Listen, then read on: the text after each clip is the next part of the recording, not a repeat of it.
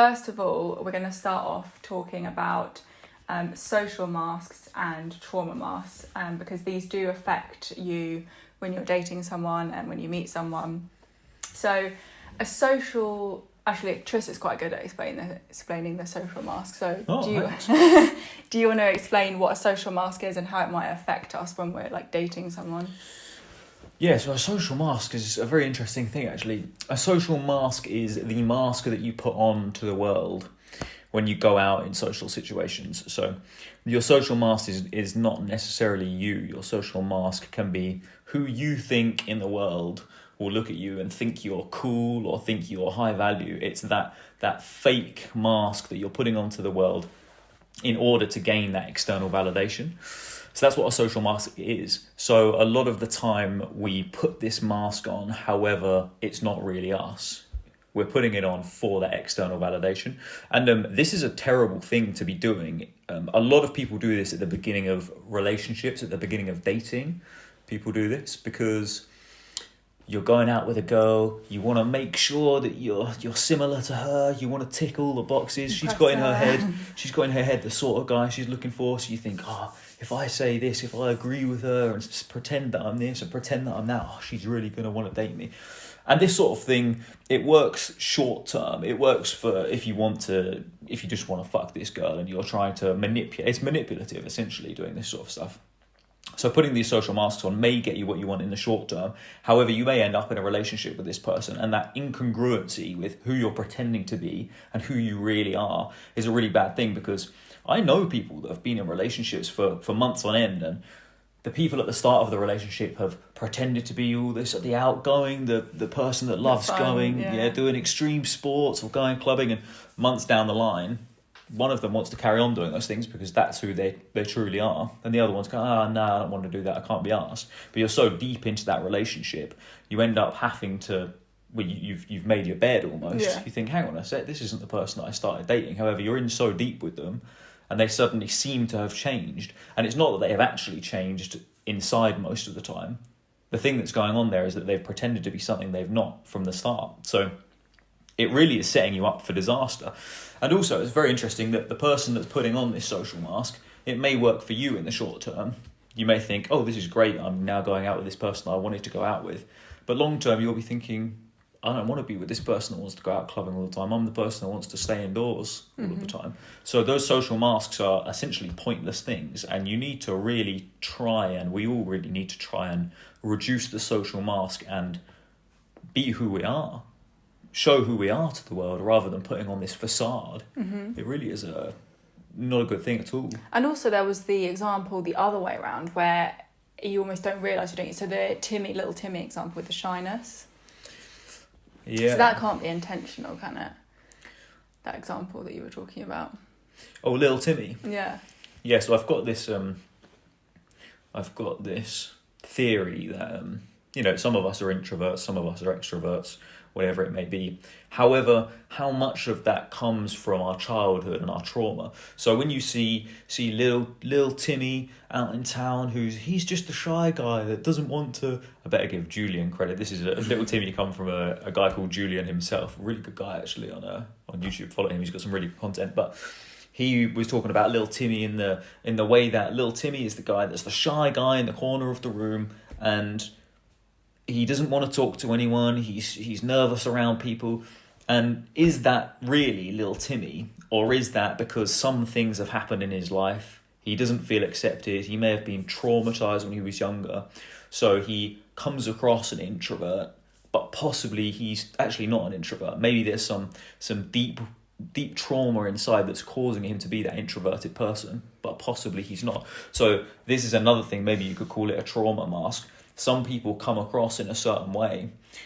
They don't even know that they may not be intentionally doing it, but they're so traumatized, they're coming across less introverted, even more extroverted than they otherwise would be, because they've got this trauma that's come from their childhood and situations that have happened in their life. Yeah, so that could lead quite nicely on to the next point. So going back to the social masks, just basically the point from that is don't, be careful of the mask that you put on, because otherwise you could end up in a relationship that's not with someone that you really suit. Obviously, You want to kind of impress people when you're dating or, whatever. But it's better to be more yourself and maybe put someone off dating you, because you will attract someone who... I mean, I noticed that with dating with guys, because I'm quite forward with things. A lot of guys don't like that. But I think Tris was like, okay, yeah, I can put up with a girl being like this. Whereas a lot of people would tell me, oh, Chloe, you shouldn't have said that. You shouldn't ask the guy when the next date is, because then he'll think you're like this. And I'm like, yeah, but I am like that. And I'm going to be like that in a relationship. I'm going to be saying, when am I next seeing you? And if a guy doesn't like that, it's like, fuck that. I can't date a guy who asks those questions.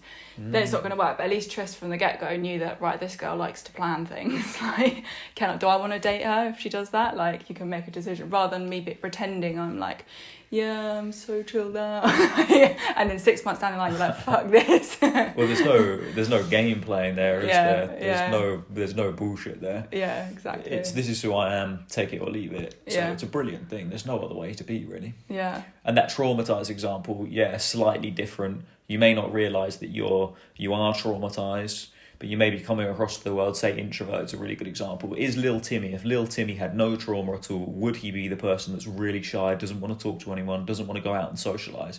He could be, but chances are if he worked through his trauma, that trauma mask would break away, it would disappear, and he'd be more himself, and chances are he'd be more extroverted. Yeah. So And the funny thing with these things is, trauma mask, social mask, half of the time you may not even know that you're wearing it. Yeah. You may be wearing a social mask and you've worn it for so long, you've been trying to be this confident person, but you may not even be it deep inside. Yeah. And the trauma mask is exactly the same thing. You may not know that you have that trauma, but you're coming across to the world introverted. But if you worked through it, which is a really important thing that we could touch on today, if you can work through that trauma, you may be a more happy person in yourself, you may be more confident, you may be less worried about external validation, and therefore just come across not as shy. So a trauma mask isn't actually like a thing. You can't look it up in the dictionary. We just sort of made it up because we've both noticed ourselves doing it in our relationship where...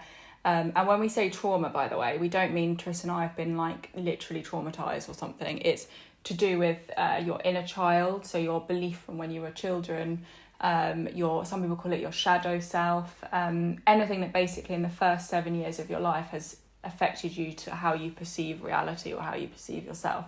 And we all have different kinds of wounding. Some of us it's not feeling good enough, or fear of rejection, fear of abandonment, all these different things. And when you have that in a relationship, the problem is you sometimes don't know if you're being you or you're acting out of your trauma.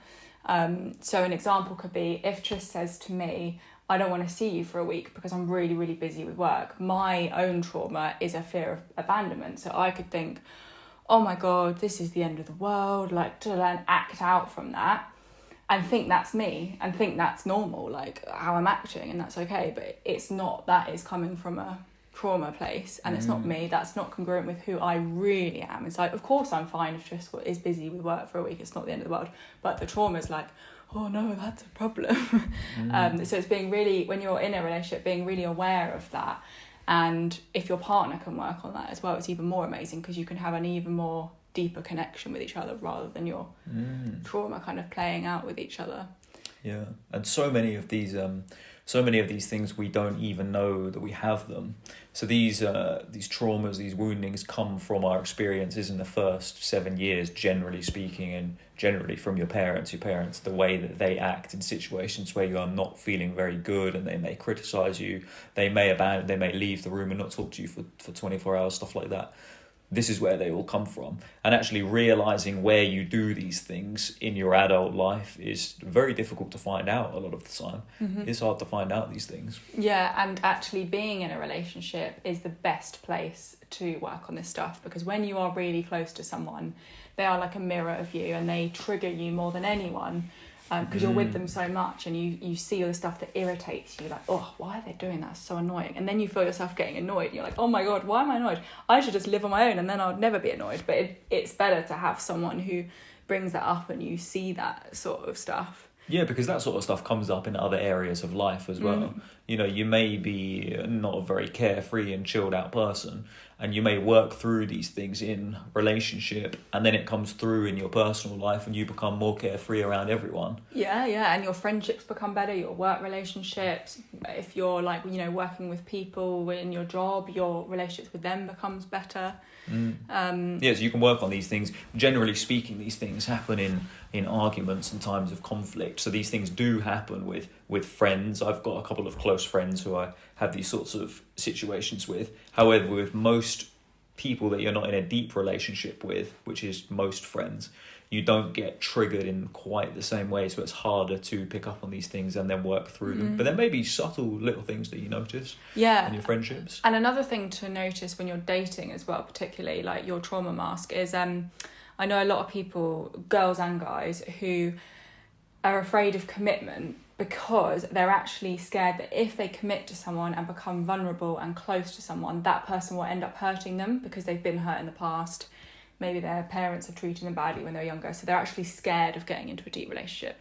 So then when they're dating, they act quite badly, or they're not being true to themselves, basically. They might really like someone, but they're like, oh, I can't commit because, oh my God, what if this person fucks me over and then I'll be heartbroken, so I'm just going to not date and I'll just avoid it or whatever. And that, again, that's not being true to you, and that doesn't lead to deep connections with people, and people pick up on that.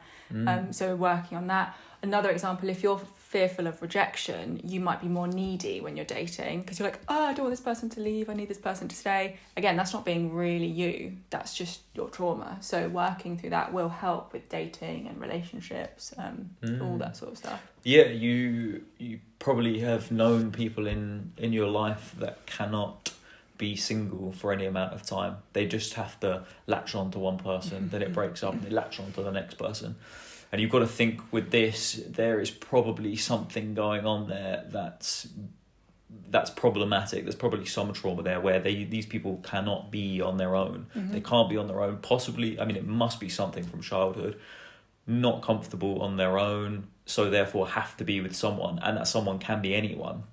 And it's so funny because you see some people that are so not right for each other, and some of these people obviously may just be seemingly not right to each other, but they actually are. Yeah. But if you just pick the first person that comes along because you're so fearful of being alone, which is that trauma mask that you don't even know you've got most of the time, are you really going to be happy in 10 years' time if you're still together with someone that has completely different goals and ideas on the world to you? And you've just latched onto it through your trauma. So that's why breaking down that trauma is so important, because chances are you will never have that perfect or even very good relationship if you're just chasing the next person to come along.